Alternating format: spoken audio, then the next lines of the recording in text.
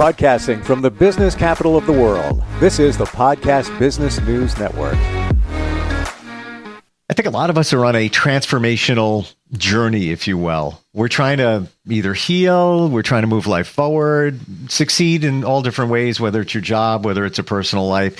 And we've got somebody who is phenomenal in helping you along with your journey. She's a certified clinical rapid transformational therapy practitioner. I wasn't sure if I would get all those words out correctly, but I think I did. And we're going to learn more about that. She's Donel Rourke, and she joins us. Hi, Donel. How are you doing? I am blessed. How about yourself? Doing fantastic. Yeah. You know, it could be a cloudy day, but it's always a sunny day if you look at it that way. And for you, transformational therapy. Now, I've heard of therapy before. Of course, we know what traditional therapy is. Why don't we start there? And we're going to get into a bunch of different things today and help people out if they, they're moving on, trying to heal. What exactly is a transformational therapy practitioner? So what it is I was actually trained by Marisa Peer, who is the creator of Rapid Transformational Therapy. And Rapid Transformational Therapy is a hybrid therapy. It's taking hypnotherapy. It's going to combine it with neuro-linguistics programming. So we're going to be reprogramming the brain. We have the cognitive behavior therapy where we do some talking. And we also want to really dive into the psychotherapy of just exactly what does that mean. And all of that is usually done within 1 to 3 sessions. It's not taking months or years to try and fix an issue. It's usually most of the time it's in one session. Interesting. And I've heard that can be done, especially when it comes to hypnotherapy. Let's say somebody wants to stop smoking, have some weight issues.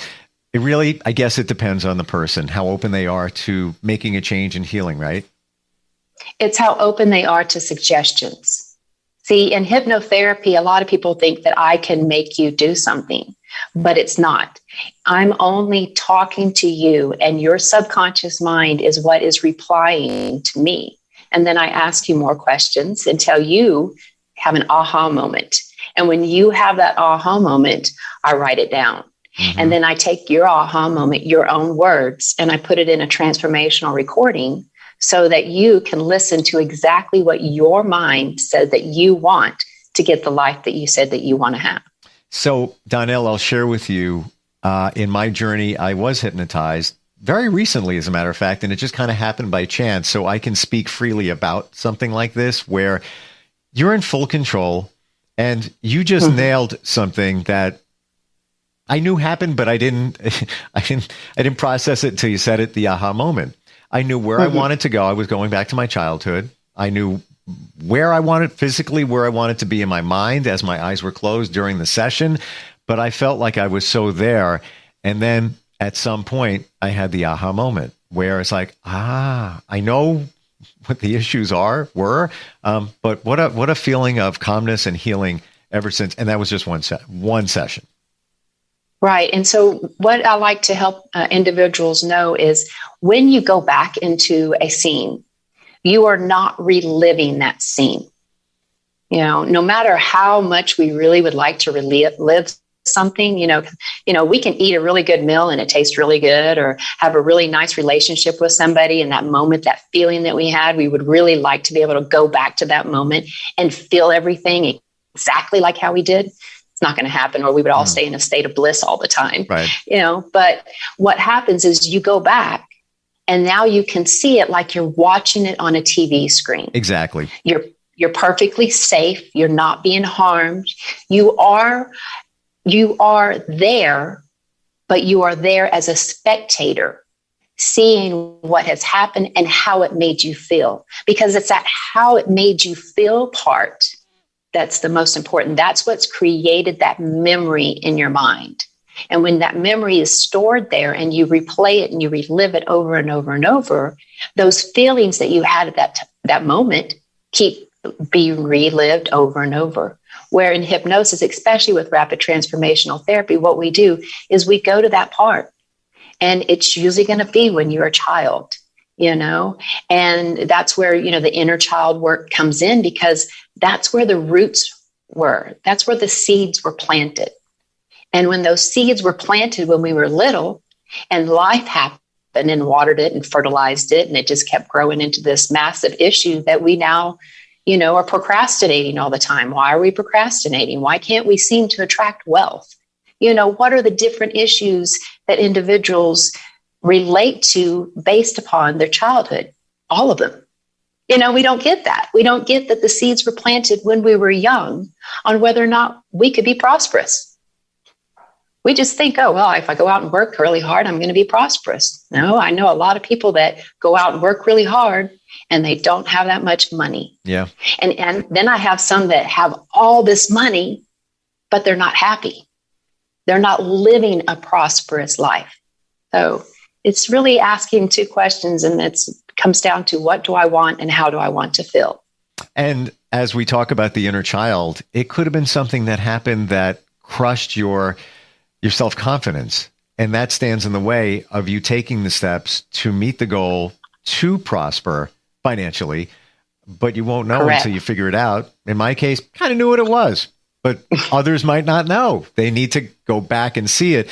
And sadly, and it is what it is, unfortunately, all of those or many of those things do happen in your childhood. And as parents, we don't know any better. We help plant those seeds, but we didn't know, Right. or our parents didn't know.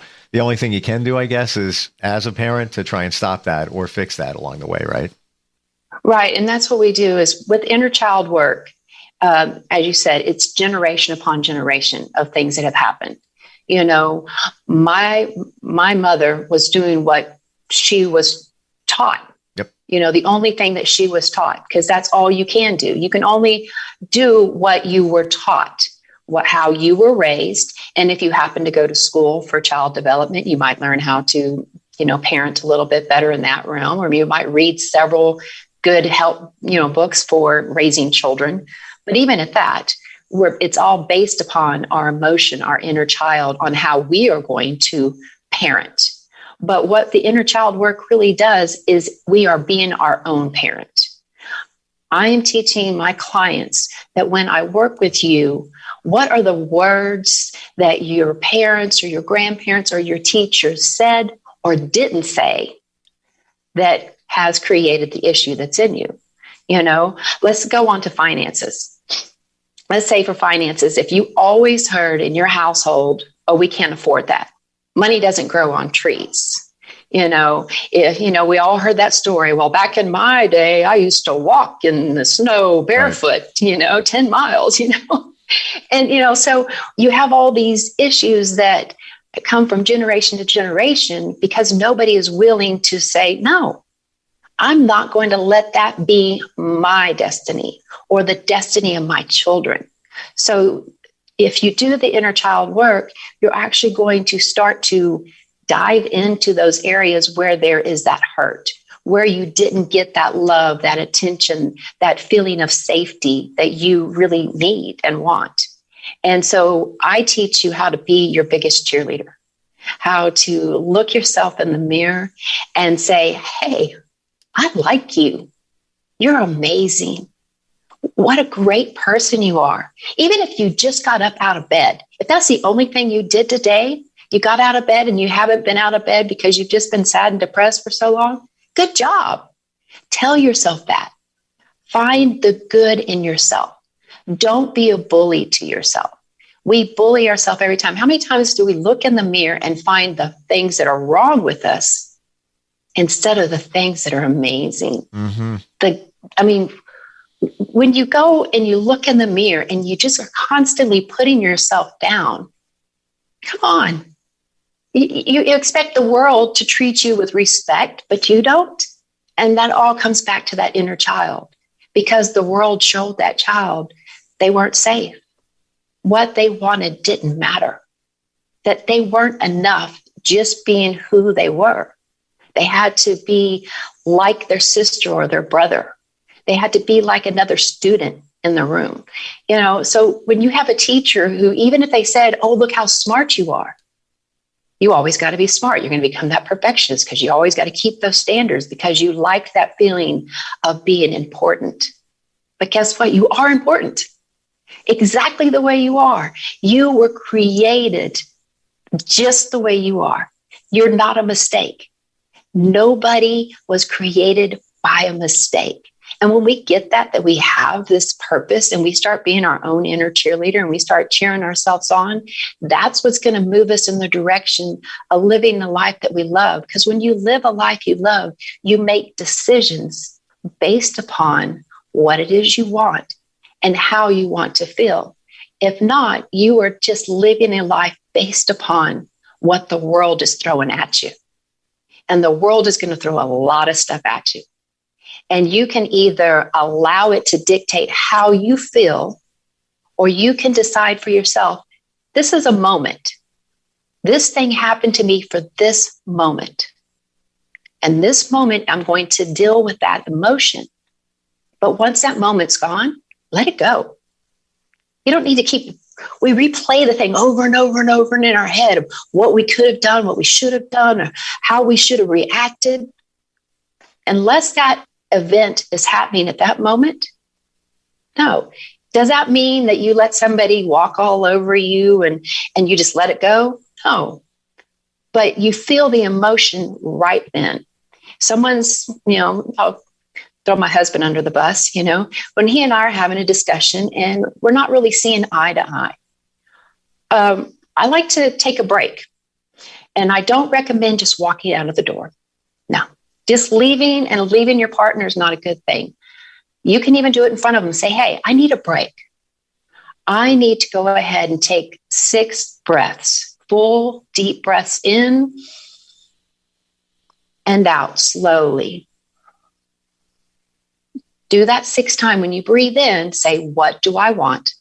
When you breathe out, say, how do I want to feel? By about the 4th, 5th, 6th one, the answers are usually the same for what I want. How do I want to feel? I want a loving relationship with my husband where I feel heard and respected. How do I want to feel? I want to feel at peace. I want to feel loved. I want to feel heard. And so when I come back to the situation, I no longer have to be right. I no longer have to be the loudest one in the room. So you make sure you understand what I hear. Because I found in myself, what is it? What do you really want? I really want to be married to this man. So I need to listen to the words that he's saying and take ownership for the things that I can change. At the same time, listen to the words that I am saying to make sure that I am not just adding on other stuff that's really not relevant to what I want. And so having that understanding of feeling the feeling for 90 seconds, he said something hurtful to me that hurt me, my feelings. I say, hey, that really hurt my feelings. I'm going to feel it for that 90 seconds. It's an emotional loop. But what happens is, let's say he goes off to work, and I'm thinking about all day long, just how dare he say that to me? I'm going to tell him this whenever we talk. And, I might even send little mean things throughout the day just to do jabs. But he's not doing anything to me right then. Not at all. He's busy at work. But all day long, I'm just stewing in this anger because I allowed a situation to now dictate how I'm going to have my life affected for the rest of the day. Some people even do this for weeks, months, years. Hey, what's wrong with you? Well, my coworker did X, Y, Z to me, and now I have to sit next to them, and I really hate going to work. When did that happen? Oh, a year ago. Oh, okay. Has he done anything to you today? So right. This moment, it's literally moment by moment, because we are only in the present moment. What happened in the past is gone. What is happening in the future is only for us to make now to produce that future. And you can have a choice. You can either have a wonderful life. You can have a life where, I don't care. I've had so much sadness happen around me in the last 6 months. And for me to have peace through those sad times, I lost my mother-in-law in November, and my 33-year-old daughter just lost her husband, who was 37, less than a month ago. So sorry. And the pain that my daughter felt just ripped me apart. But what I had to continue to tell myself is what's going on in this moment. This moment is the one that I need to be in, because I had to be able to still have my peace so that I could be there for her. It's not that I'm not allowed to have these emotions. No, remember, feel them fully for 90 seconds. If you don't feel an emotion, it doesn't matter if it's joy, sadness, whatever the emotion that comes at you, if you stop it mid-place, it's going to be stored in the body, and it's going to manifest itself as some type of illness, a headache, stomach issues, arthritis. I had a client who had came to me because of arthritis, and we found out that it was anger issues that she was dealing with. That in sleep, she was just gripping her hands so tight that when she even had surgery on her joints and her fingers, And once she had that aha moment, she doesn't have the issue. Her hands don't hurt. And she's like, I did not realize that you could help me help my pain by understanding that it was caused from my anger.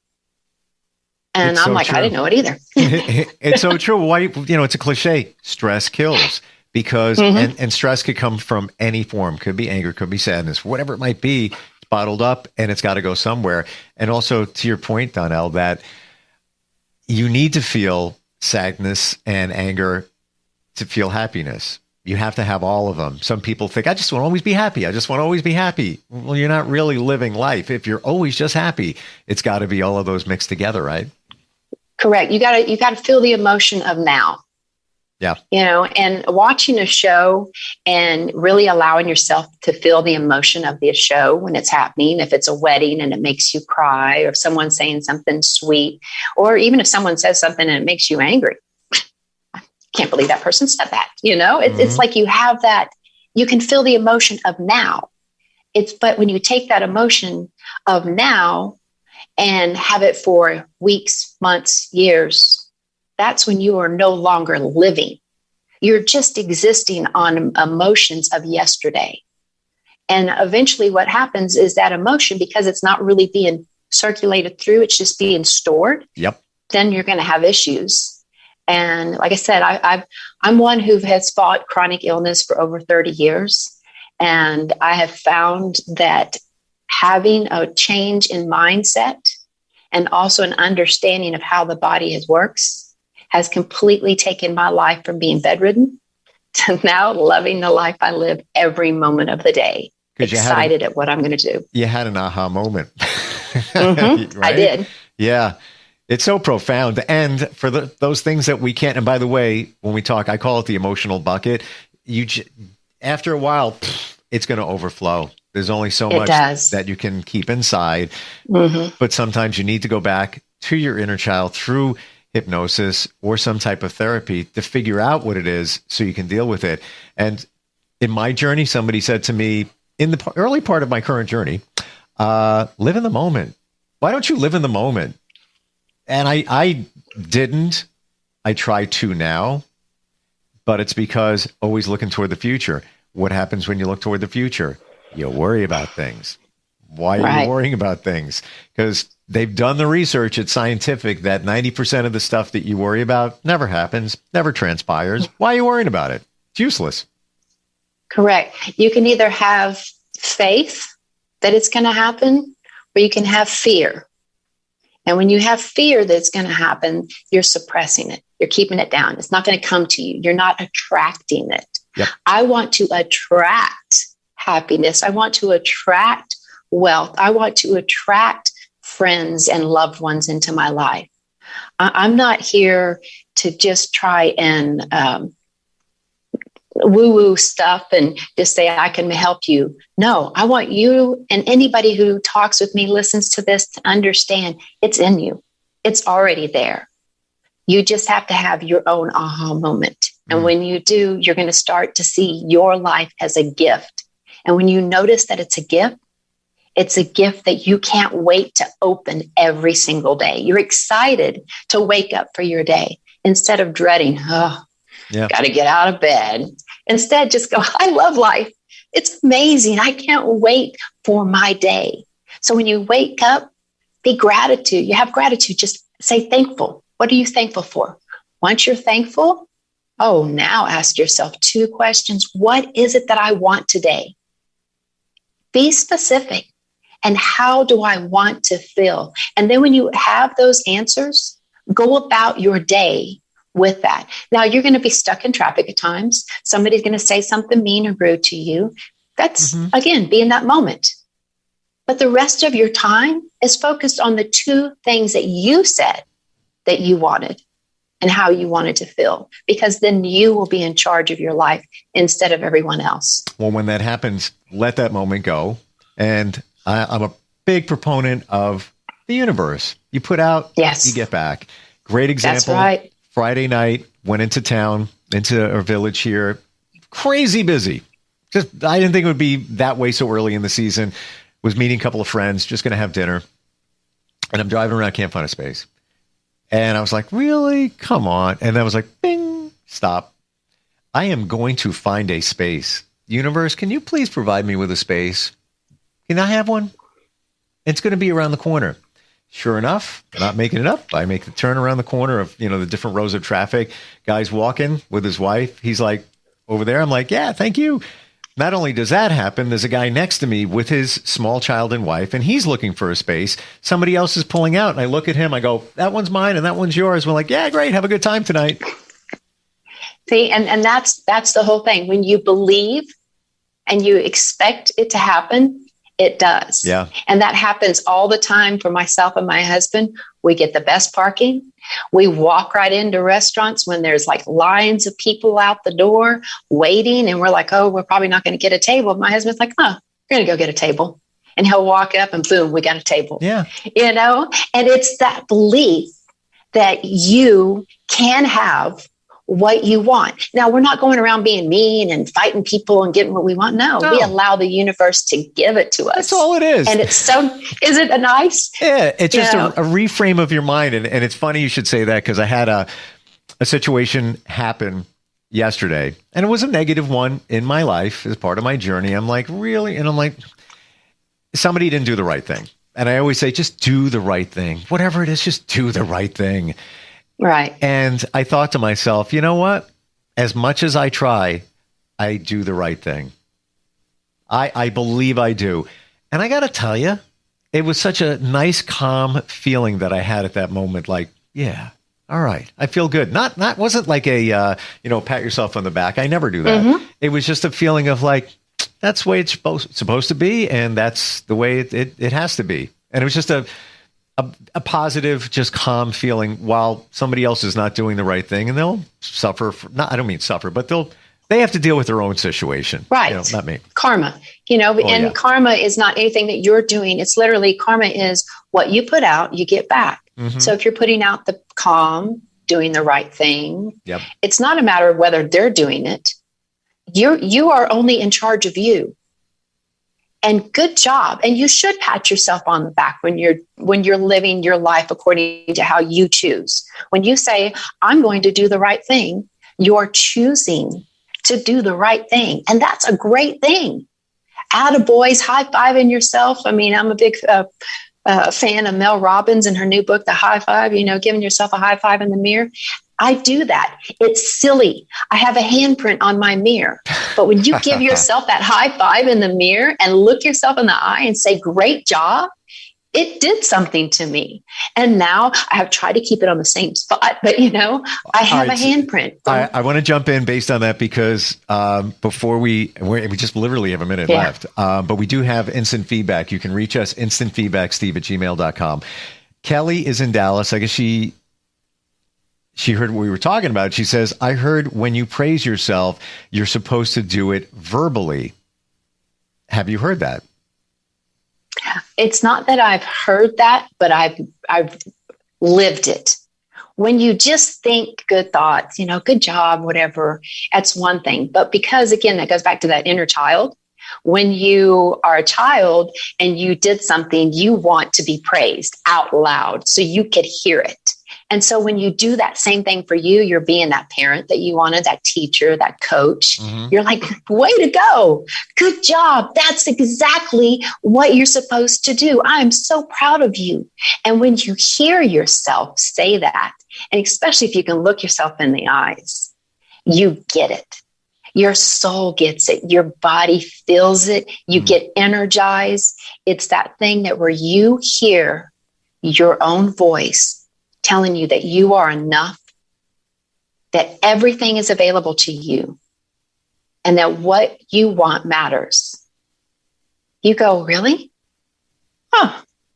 And I'm an adult now. So yeah, I can do that. Exactly. It's like technically you're reparenting yourself in a lot of ways, right? Yeah. You're reparenting yourself the way that you need to be reparented. Yeah. Giving yourself exactly what you need. Yep. Because only you know. And you didn't know when you were a kid because you were a kid. Nope. You didn't have those skills. That's right. Donel, if somebody wants to work with you and just see a transformation in their life, what do they do? The best place to go is my website. It's health-of-it.com. And on there, you will get to my scheduling page. You'll have all my social media. You can even find all my books that I have on Amazon, just directly through health-of-it.com. We didn't even get to the books. We didn't even get to the books yet. I know. It's crazy. It's fun. But yeah, just go to healthofit.com, the dashes in between, and you'll be able to contact me. But yeah, I've had a great time. This is wonderful. Same. It was great talking with you, and thank you from all of us for the jolt of positivity, genuine positivity. Really appreciate it. Thank you. Well, it was blessed. I've been very blessed. Yep. I look forward to talking to you again. Yes, definitely. Thank you. Thank you. We'll be right back.